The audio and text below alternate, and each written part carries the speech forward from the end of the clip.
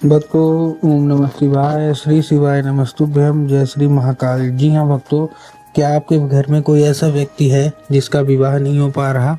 आप लोग बहुत ज़्यादा परेशान हैं उसके विवाह को लेके कि आखिरकार इस व्यक्ति का जो विवाह है वो क्यों नहीं हो पा रहा।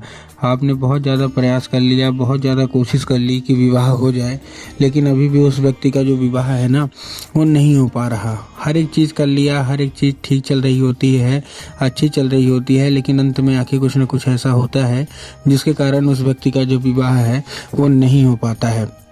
तो ऐसे में कौन सा उपाय करें ताकि उस व्यक्ति का जो विवाह है वो अच्छे तरीके से हो जाए, आज की इस वीडियो के माध्यम से आपको मैं बताने वाला हूं। तो एक एक उपाय ध्यान से सुन के अच्छे से करिएगा जरूर। देखिए, आपको भी पता है कि पूज्य गुरुदेव की जो कथा होती है उसमें लाखों की भीड़ आती है। कैसे भीड़ आती है? लाखों की भीड़ आती है। और जब गुरुदेव की कथा में लाखों की भीड़ आती है तो वहाँ ज़्यादातर जो भक्त होते हैं वो क्या करते हैं, पत्र के द्वारा अपनी इच्छा और पत्र के द्वारा अपनी मनोकामना जो होती है वो गुरुदेव तक पहुंचाते हैं। तो अभी गुरुदेव की कथा चल रही थी, आज से 4 से 5 महीना पहले की बात है। गुरुदेव की कथा चल रही थी और गुरुदेव की कथा में लाखों की भीड़ आई। जब गुरुदेव की कथा में लाखों की भीड़ आई तो वहाँ ज़्यादातर जो भक्त थे उन्होंने क्या किया, पत्र के द्वारा अपनी इच्छा और पत्र के द्वारा अपनी मनोकामना जो थी ना वो गुरुदेव तक पहुँचाई। अब जब गुरुदेव के पास पत्र पहुंचा और गुरुदेव ने पत्र पढ़ा तो वहाँ गुरुदेव ने देखा कि ज़्यादातर जो भक्त हैं उनकी क्या है, उनकी केवल और केवल एक ही इच्छा और एक ही मनोकामना है, क्या कि गुरुदेव हमारे घर का एक व्यक्ति है, इसका विवाह नहीं हो पा रहा। हम लोग बहुत ज़्यादा परेशान हैं कि आखिरकार इस व्यक्ति का जो विवाह है वो क्यों नहीं हो पा रहा। हमने बहुत ज़्यादा प्रयास किया कि विवाह हो जाए, बहुत ज़्यादा पंडितों को दिखा दिया, बहुत ज़्यादा कुंडली मिलवा ली, हर एक चीज़ कर लिया, पैसे भी बहुत ज़्यादा खर्च कर लिए, ठीक ना। लेकिन अभी भी उस व्यक्ति का जो विवाह है वो नहीं हो पा रहा। कृपया करके कोई उपाय बता दें ताकि उस व्यक्ति का जो विवाह है वो हो जाए। अब जैसे ही गुरुदेव ने ये देखा तब गुरुदेव ने 2 से 3 उपाय बताए और कहा केवल और केवल ये उपाय कर लेना, तुम्हारे घर का जो कोई भी व्यक्ति है, जो कोई भी सदस्य है जिसका भी विवाह नहीं हो पा रहा, अवश्य रूप से उस व्यक्ति का जो विवाह है ना वो होगा ही होगा। अब जैसे ही गुरुदेव ने उपाय बताया तो लोगों ने जा जाके इस उपाय को घर में करना शुरू कर दिया। अब जैसे ही लोगों ने जा जाके इस उपाय को घर में करना शुरू कर दिया, वही लोग गुरुदेव की कथा में मात्र 1 से 1.5 महीने के बाद वापस आए। अब जैसे ही वही लोग गुरुदेव की कथा में वापस आए तो उन्होंने क्या किया, फिर से एक बार गुरुदेव को पत्र लिखा।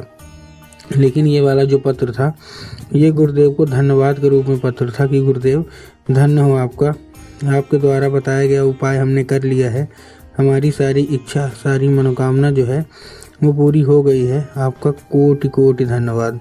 तो देखिए, जो लोग भी मेरी आवाज़ अभी सुन रहे हैं ना, अगर आपको भी जानना है कि आखिर ऐसा कौन सा उपाय है जिसको करने मात्र से सारी इच्छा सारी मनोकामना जो है पूरी हो जाती है, तो चलिए हम बताते हैं आपको आज की इस वीडियो के माध्यम से कि आपको करना क्या है। तो बस उपाय ध्यान से सुन के अच्छे से करिएगा ज़रूर। और अगर आपने आज का ये उपाय ध्यान से सुन के अच्छे से किया तो अवश्य रूप से इच्छा मनोकामना जो है ना वो पूरी होगी ही होगी, ठीक।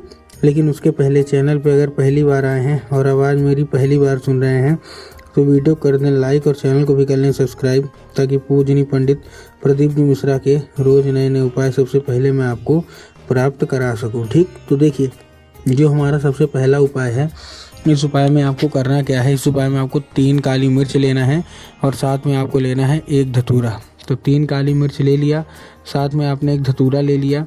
अब देखिए, काली मिर्च और काली तिल में ना बहुत सारे लोगों के मन में कन्फ्यूज़न आता है कि काली मिर्च क्या है, काली तिल क्या है, हमको थोड़ा साफ साफ बताओ।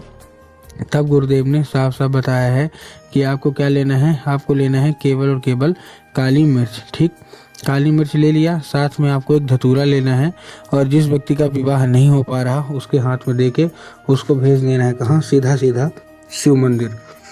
अब जैसे ही व्यक्ति शिव मंदिर पहुँचेगा, शिव मंदिर पहुँचने के बाद उसको क्या बोलना है कि दक्षिण दिशा में खड़ा हो जाए और उत्तर की ओर अपना चेहरा कर ले। अब देखिए, दक्षिण और उत्तर में भी ना बहुत सारे लोगों के मन में कन्फ्यूज़न आता है कि दक्षिण क्या है, उत्तर क्या है, हमको थोड़ा साफ साफ बताओ।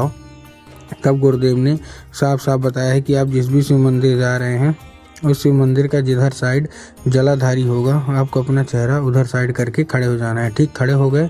खड़े होने के बाद आपको क्या करना है, एक नाम लेके, कौन सा, महादेव का बहुत ही सुंदर सा नाम है श्रम्भेश्वर महादेव। तो आपको करना क्या है, केवल केवल श्रम्भेश्वर महादेव का नाम लेके और उन्हीं का स्मरण करके चुपचाप आपको अर्पित कर देना है। ये था पहला उपाय। अब हम चलते हैं अपने दूसरे उपाय की ओर। अब देखिए जो हमारा दूसरा उपाय है, इस उपाय में आपको करना क्या है। जो हमारा दूसरा उपाय है, इस उपाय में सबसे पहले आपको लेना है थोड़ा सा लाल चंदन, और लाल चंदन लेके पहुंच जाना है कहाँ, सीधा सीधा शिव मंदिर। अब जैसे ही आप शिव मंदिर पहुंचेंगे, शिव मंदिर मतलब पहुंचने के बाद, शिव मंदिर पहुंचने के बाद आपको क्या करना है, जैसे शिव मंदिर पहुंचेंगे आपको माता शोक सुंदरी वाली जगह में, जो कि जलाधारी के बिल्कुल बीचों बीच होती है, वहाँ अपने दाहिने हाथ की कोई भी एक उंगली से 3 बार बिंदी के रूप में टीका लगा देना है। ठीक, 3 बार बिंदी के रूप में टीका लगाया। बिंदी के रूप में टीका लगाने के बाद आपको क्या करना है, 5 मिनट तक खड़े रहना है और माता से उसको औषधि के रूप में मांग के उसको लेके आ जाना है घर। ठीक, आ गए। औषधि के रूप में मांगने के बाद आपको करना क्या है, जैसे ही घर आ गए, घर आने के बाद उसको लेके चुपचाप कहाँ आ जाइए, वो जो चंदन है अपने घर, और जहाँ आप लोग सोते हैं, और सोते हैं तो जिधर साइड सर करके सोते हैं उधर साइड की जो दीवार होगी उसी दीवार में आपको लगा देना है। पूज्य गुरुदेव कहते हैं कि अगर आपने ऐसा किया तो अवश्य रूप से आपका विवाह होगा ही होगा।